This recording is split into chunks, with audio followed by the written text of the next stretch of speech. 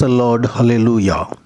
Zion வேதாகம ஆய்விற்கு அன்போடு கூட இயேசு கிறிஸ்துவின் நாமத்தில் உங்களை வரவேற்கிறேன். இன்றைய தினத்திலும் சங்கீதங்களின் புஸ்தகம் சங்கீதங்கள் 89, 90, 91 சங்கீதங்களில் உள்ள வசனங்களை தியானிக்க மகிமையின் தேவன் தாமே நமக்கு கிருபை பாராட்டுவாராக. 89வது சங்கீதம் எஸ்ராகியனாகிய ஏத்தானின் சங்கீதம், போதக சங்கீதம். தேவனுடைய கிருபைகளை குறித்து இந்த சங்கீதம் அதிகமாய் நமக்கு தெரிவிக்கிறது. கர்த்தரின் கிருபைகளை என்றென்றைக்கும் பாடுவேன், உமது உண்மையை தலைமுறை தலைமுறையாக என் வாயினால் அறிவிப்பேன் என்று சொல்லி ஏத்தான் இங்கே போதிக்கிறதை குறித்து பார்க்கிறோம். கர்த்தருடைய பரிசுத்த நாமத்திற்கு மகிமை உண்டாவதாக. ஆம், ஆண்டவருடைய கிருபை அதிகமாக பெற்றுக்கொண்ட ஒரு பாத்திரம் தாவீது. வேதாகமத்திலே தாழ்ந்த பாதாளத்திற்கு தப்புவிக்கிற கிருபையை, விசேஷித்த கிருபையை ஆண்டவரிடத்திலே அவர் பெற்றுக்கொண்டார். தன்னை தாழ்த்துகிற யாவருக்கும் ஆண்டவராகிய தேவன் அவர் கிருபையை கட்டளையிடுகிற கர்த்தர். அதோடு கூட இந்த சங்கீதத்தில் எருசலேமுடைய அழிவு, தாவீது அரச வம்சத்தின் வீழ்ச்சி மற்றும் தேவனுடைய வாக்குத்தத்தத்தின்படி தாவீதின் சந்ததியானது தொடர்ந்திருப்பது ஆகியவற்றை எதிர்கொள்கிற ஒரு ஜெபமாய் இருக்கிறது. தேவன் தமது வாக்குறுதிகளை காப்பாற்ற தவறிவிட்டாரோ என்று சொல்லி இந்த சங்கீதக்காரர் கேள்வியை வைக்கிறார். தேவன் தமது மக்களை மீண்டும் பழைய நிலைமைக்கு கொண்டு வரவும், தாவீதினுடைய சிங்காசனத்தை மீண்டும் நிலைவரப்படுத்தவும், இஸ்ரவேலர் மேலுள்ள தமது கோபத்தை அகற்றிவிடவும் அங்கே விண்ணப்பம் ஏறெடுக்கப்படுகிறதை குறித்தும் பார்க்கிறோம்.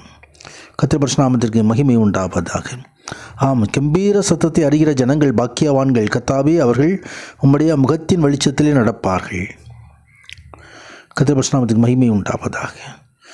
ஆம், என் தாசனாய் தாவீதை கண்டுபிடித்தேன், என் பரிசுத்த தைலத்தினால் அவனை அபிஷேகம் பண்ணினேன் என்று தாவீதை ஆண்டவர் இந்த இடத்துல சுட்டி காட்டுகிற என் உண்மையும் என் கிருபையும் அவனோடு இருக்கும், என் நாமத்தினால் அவன் கொம்பு உயரும். கிருபையினால் சத்தியத்தினால் அடைந்தவரால் நம்மோடு வாசம் பண்ண வந்த தேவகுமாரன் நமக்காய் அவர் கிருபையை கொண்டு வந்திருக்கிறார். சத்தியத்தை அறிவிக்க முடியாத சத்தியபரனாகிய அவர் இந்த உலகத்திலே நம்மை கடந்து வந்து அவன் சந்ததி என்னென்றைக்கு இருக்கும், அவன் சிங்காசனம் சூரியனைப் போல எனக்கு முன்பாக நிற்கும் என்று சொல்லி வாக்குறுதி கொடுத்தவர். தாவீதுடைய சிங்காசனம் அது கிறிஸ்துவனுடைய சிங்காசனமாய் இன்றைக்கும் இருக்கிறது. நியாய தீர்ப்புக்கு அந்த சிங்காசனம் ஆயத்தப்படுத்தப்பட்டிருக்கிறது.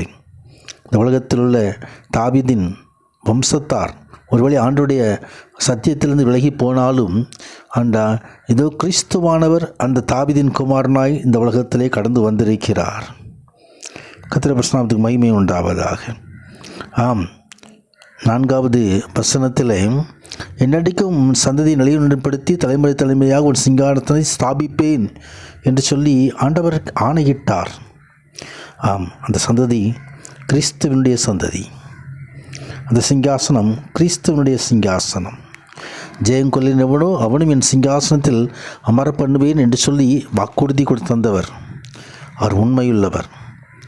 ஆண்டவரே, தாவீதுக்கு உம்முடைய உண்மையை கொண்டு சத்தியமணின ஒரு பூர்வ கிருபைகள் என்று சொல்லி சங்கீதக்காரர் கிருபை குறித்து மீண்டுமாய் 49வது சங்கீதத்திலே சொல்கிறதை குறித்து பார்க்கிறோம். ஆம், அந்த பூர்வ கிருபைகள், அந்த சத்தியம் உண்மையும் அடைந்த விசேஷ கிருபைகள், அந்த கிருபைகள் இதோ ஆண்டவரது வார்த்தைகளின்படி நமக்கு நடக்கிற நமக்கும் அதே கிருபையை அவர் தர போதுமான தேவனாக இருக்கிறார். கர்த்தருடைய பரிசுத்த நாமத்துக்கு மகிமை உண்டாவதாக. தொடர்ந்து 90ஆம் சங்கீதத்திலே தேவனுடைய மனுஷனாகிய மோசேயின் ஜெபமாய் அது கொடுக்கப்பட்டிருக்கிறது. ஆண்டவரே, தேவரீர் தலைமுறை தலைமுறையாக எங்களுக்கு அடைக்கலமானவர். சேனைகளின் கர்த்தர் நம்மோடு இருக்க யாக்கோபின் தேவன் நமக்கு உயர்ந்த அடைக்கலம். கர்த்தருடைய நாமம் அது பலத்த துருகம் நீதிமான்களோடு சுகமாக இருப்பான் என்று எழுதப்பட்டிருக்கிறது. மோசேயினுடைய இந்த ஜெபம் இஸ்ரவேலுடைய அவிசுவாசத்து நிமித்தம் தேவன் அவர்களை வனாந்தரத்தில் 40 வருடம் அலைந்து கொண்டிருந்த இந்த நாட்களிலே இது எழுதப்பட்டிருக்கலாம். இஸ்ரவேலில் கீழ்ப்படியாமல் இருந்த ஒரு தலைமுறையினர் இந்த காலத்திலே அவர்கள் இந்த வனாந்தரத்திலே அவருடைய வாழ்க்கை முடிந்து விட்டது. அடுத்த தலைமுறையில்தான் கானான் தேசத்துக்குள்ளே பிரவேசிக்க முடிந்தது. அவருடைய அக்கிரமத்தையும் தேவனுடைய தண்டனையும் அவர்கள் பெற்றுக்கொண்டார்கள். ஆனால் மோசே இங்கே தேவனுடைய தயவையும் ஆசீர்வாதத்தையும் கொடுக்கும்படி ஜெபிக்கிறதை குறித்து நாம் இங்கே பார்க்க முடியும். கர்த்தருடைய பரிசுத்த மகிமை உண்டாவதாக. உமது கோபத்தின் வல்லமையும் உமக்கு பயப்படத்தக்க விதமாய் உமது உக்கிரகத்தையும் அறிந்து கொள்கிறவன் யார்? நாங்கள் ஞானமுள்ள எழுதியவர்களாகும்படி எங்கள் நாட்களை என்னும் அறிவை எங்களுக்கு போதித்தருளும்.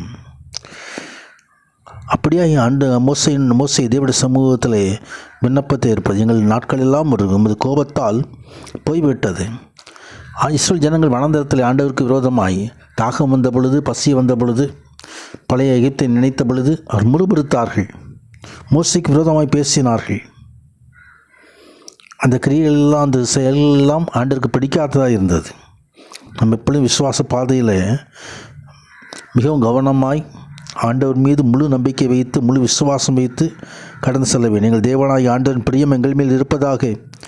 எங்கள் கைகளின் கிரியைகளுக்கு எங்களுக்கு உறுதிப்படுத்தும். ஆம், எங்கள் கைகளின் கிரியையை எங்களிடத்திலே உறுதிப்படுத்தியறலும் என்று சங்கீதம் முடிவடைகிறது. 91வது சங்கீதம். தேவன் பேரில் முழுமையாக தமது நம்பிக்கையை வைத்திருக்கிறவருடைய பாதுகாப்பை குறித்து இந்த சங்கீதம் வெளிப்படுத்துகிறது. தேவன் நமது அடைக்கலமாக இருக்கிறார் என்றும் ஆவிக்குரிய சரீரபரகானமான ஆபத்து வேளைகளில் அவருடைய பாதுகாப்பை நாம் தேட வேண்டும். கர்த்தருடைய பரிசுத்த மகிமை உண்டாவதாக. உன்னதமானவரின் மறைவில் இருக்கிறவர் சர்வ வளங்களில் தங்குவான். அவர் சட்டைகளிலே சிறைகளிலே நம்மை மூடுவார். அவர் நமக்கு அடைக்கலம் தருகிற தேவன். பொல்லாப்பு நமக்கு நேரிடாது. ஆம், வழிகளெல்லாம் காக்கும்படி தூதர்களை நமக்கு கட்டளையிடுவார். இந்த சங்கீதத்தை நாம் தினமும் தியானிப்போம். ராஜாவின் கரம் மகிமையான ஆசீர்வாதங்களை செய்வதாக. ஆமேன், ஆமேன்.